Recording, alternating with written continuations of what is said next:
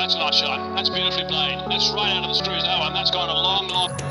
দর্শক, breaking news. Max 60 টি10 টুর্নামেন্টের প্রথম ম্যাচের সময় যুক্তরাষ্ট্রে ছিলেন না সাকিব আল হাসান, যার ফলে প্রথম ম্যাচের একাদশে রাখা হয়নি বাংলাদেশের তারকা অলরাউন্ডারকে। তবে ফ্লোরিডা লায়ন্সের বিপক্ষে প্রথমবার খেলতে নেমেই 2 ওভারে 19 রান দিয়ে 1 উইকেট নিয়েছিলেন বাঁহাতি এই স্পিনার।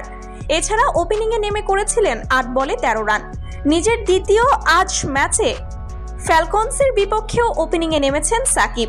ব্যাটিংয়ে নেমেই প্রতিপক্ষের বোলারদের ওপর তাণ্ডব চালিয়েছেন তিনি। দ্রুত রান তোলার চেষ্টায় শেষ পর্যন্ত 11 বলে 29 রান করে আউট হয়েছেন সাকিব।